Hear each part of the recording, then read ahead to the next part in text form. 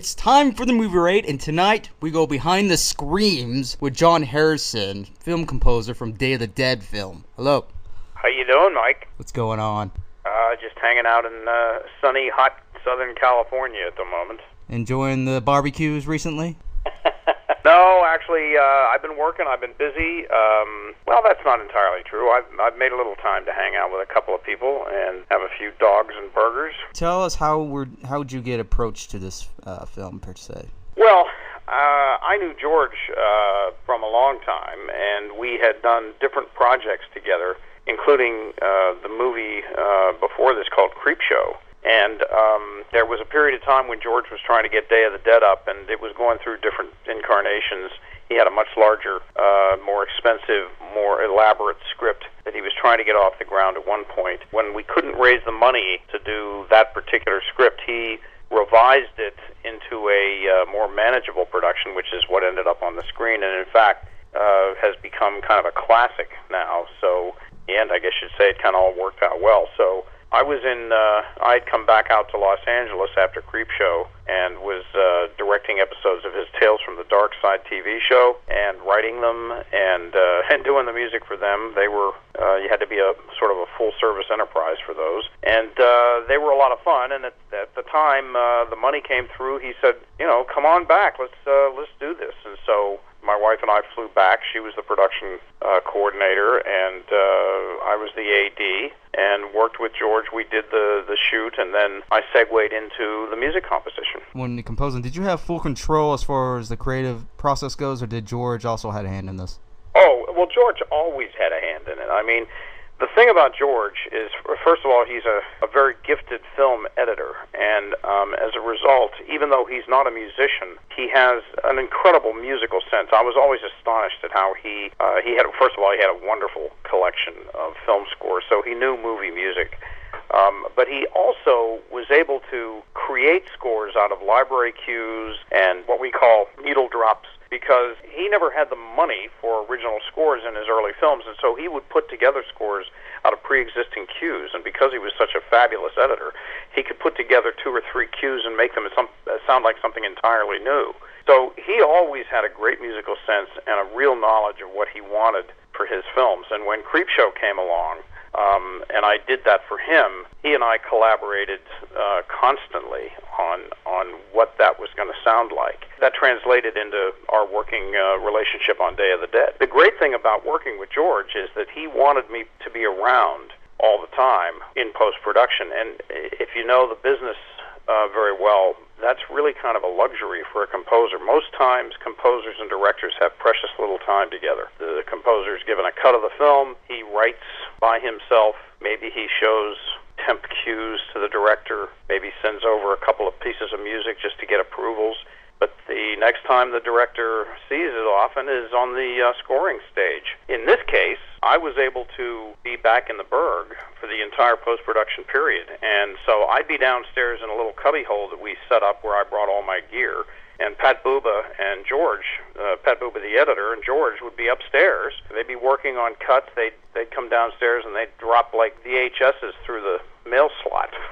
And I would get them and load them up, and I would write to them. And then I was able to bring cues upstairs and say, temp cues, and say, what do you think of this? And George would say, yeah, man, a little of this or a little more of that.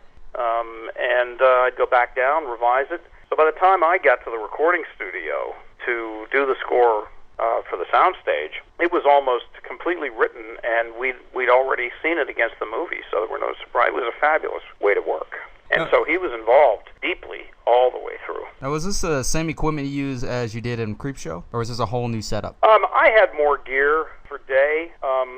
The technology moves so fast, and it was moving so fast back then, that by the time we got to Day, which was, I think, about 4 years later, 5 years later than Creepshow, there were all kinds of new things that I could play with. Essentially, it was the same gear. It was a couple of music processors, and I brought in a fabulous guitarist named Grant Geisman to play with me on Day.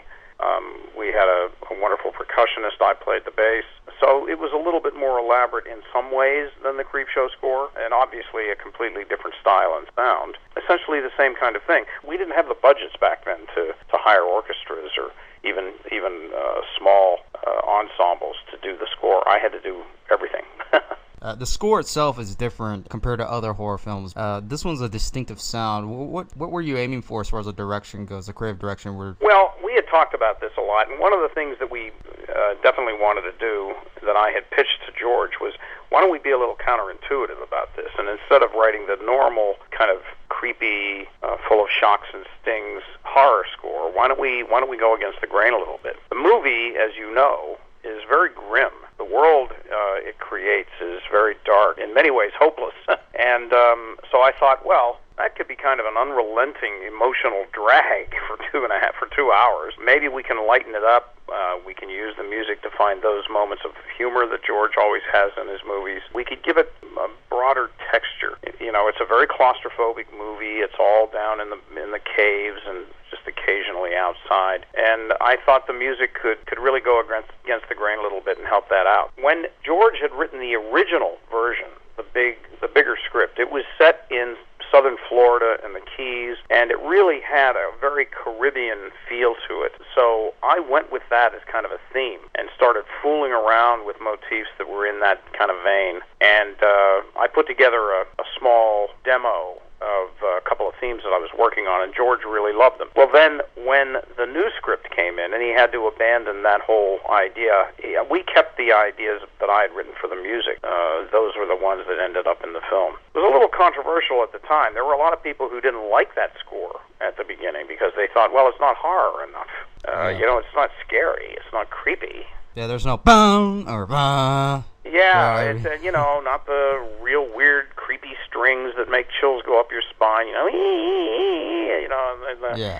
the big shock stings that come out and whenever anything happens. It was much more lyrical, but over time, it's actually become very popular, and people really dig it. And you know, last year they put out a new collector's edition CD and LP.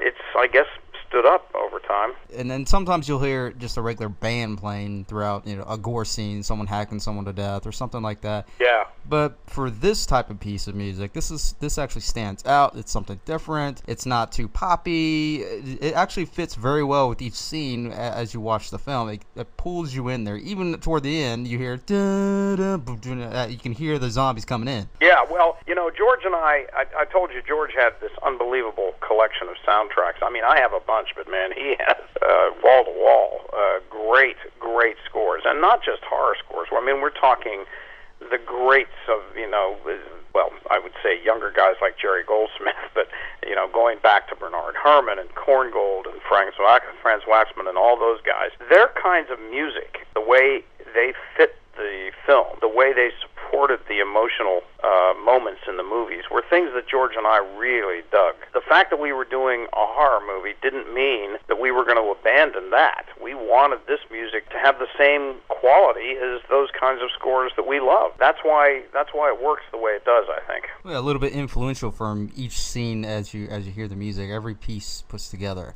Yeah, there are themes, obviously repetitive motifs that we restate them different ways.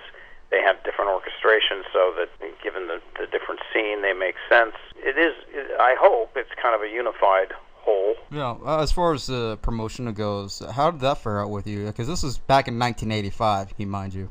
Well, when you mean promotion, you mean in terms of getting a soundtrack out and everything? Yes.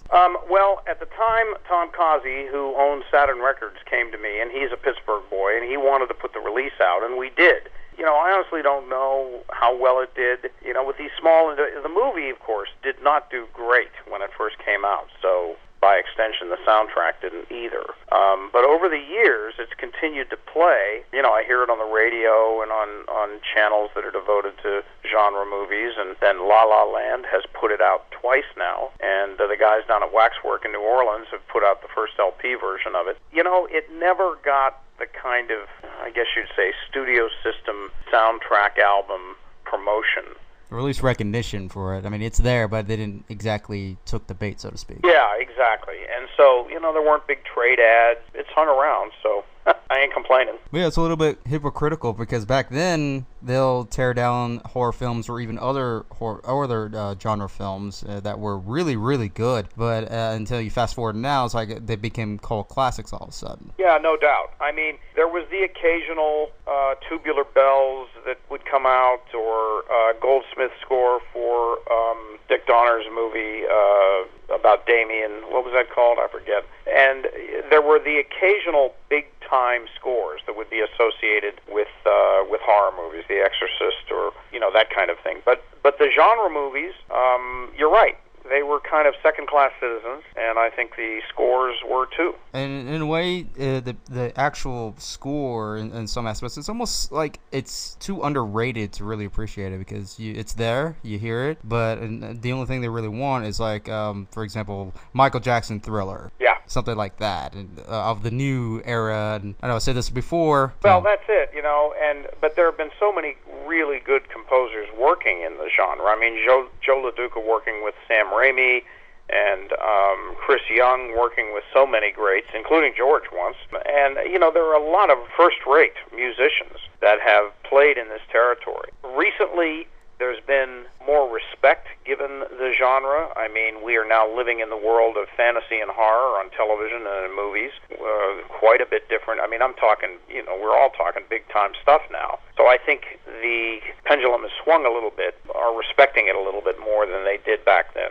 Yeah, slowly but surely. But when it comes to this film, were you actually a little hesitant since it didn't get great reviews at the time? And did you feel this will kind of hurt your career a little bit, even though it has George Romero's name on it, though? No, not really, Mike. Because you see, here's the thing: I didn't set out to create a career as a film composer. I kind of almost fell into it by accident, and that was because of working with George. Back in the day when we were in the Berg and we were doing things, it was really independent filmmaking. I mean, we put together crews of people, and basically the only thing that we had in terms of real movie-making skills was our enthusiasm. We just, people learned by doing. And so I happened to be the guy with a piano. So when it came to, we're going to need some music for this, who do we call? Well, Harrison's got a piano. So that's how I kind of fell into it. I was very lucky that break enabled me to work in that field for a while. I did George's scores. I did the scores for Tales from the Dark Side television series for some of them,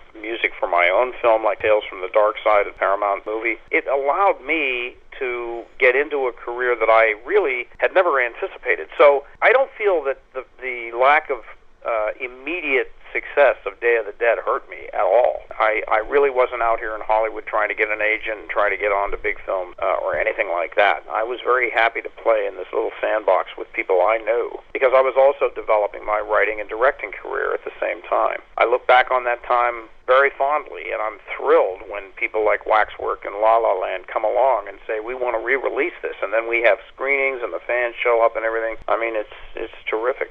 No, I don't think it hurt me at all. Well, do you think a little bit they should go back to the old ways when making scores or anything that you're film related into this generation? Because it seems when you look back then, at that time, yeah, it was primitive. It was still a new age at that time as far as technology goes. Trying to get it out there, it was very difficult at the time. Now it's kind of a lot more easier, a little bit more at ease at the time when it comes to technology. But as far as popularity goes, not as great. It's just all about the big bucks rather than the actual quality of the film and the quality of the soundtrack. Well, it's kind of a complicated issue you're raising there. I think since technology has made it so much easier in many ways to create elaborate scores, there's a tendency, I think, not to take it maybe as seriously. Obviously, if you're dealing with the big movies, there's a great deal of money and resources thrown at that. But what really kind of is lacking that I see right now is sort of the collaboration between the filmmaker and the composer. I've always felt that music is as much a story element as the cinematography or the dialogue. And if it's done properly, it can convey so many things that the filmmaker is trying to say with the movie in terms of emotional context, even plot devices and things like that. My experience with George taught me that the collaboration between the director or the filmmaker and the composer could really be productive. It could really be special. And there have been other examples of this throughout history. I mean, the obvious ones are Spielberg and Williams, or Hitchcock and Bernard Herrmann, those kinds of relationships. But look at the scores that come out of those things. The reason is the composer and the filmmaker are collaborating on the story, and the composer is basically delivering to the filmmaker a vision musically of what the movie is about. A lot of times what happens now is it's an afterthought, and that's the problem. Yeah, there's like no communications. A lot of times it would be one specific person, like let's say for example a director and or writer that just wants to do it their own way, their own direction, and kind of force it on the other person. Oh, okay, fine, because of time restraints and money restraints, and then just end up having a bad product in the end. Yeah, and unfortunately, a lot of directors I've encountered don't have a musical background. They don't have a lot of intuitive feeling about what should be done. Many of them would say, well, just play it for me, I'll know it when I like it. But it's like anything. If you don't know about it, you can educate yourself about it, and rather than kind of consider it after the fact or just some kind of undertone, you wouldn't not engage your cinematographer in shooting it. You should engage your composer in the same way, I think. Well, go ahead and plug in anything that you like, any projects you're involved in, or any more advice you'd like to give. Well, I mean, anybody that's interested in doing the compositions, doing movie music, I mean, I'm almost kind of jealous because, as I said, the technology enables people now to do so much more elaborate things than I was able to do, unless you had money. I think if anybody is interested in doing it, then I would encourage them just to align themselves with filmmakers, get to know filmmakers, spend time with them, and work with them that way. There's so many marvelous opportunities now for all kinds of projects to be made, and I would, not turn down any work. Just do it, do anything that comes along, because every one of those experiences will be a learning experience. Well, there you go. And this is the Day of the Dead special, Behind the Screams with composer John Harrison.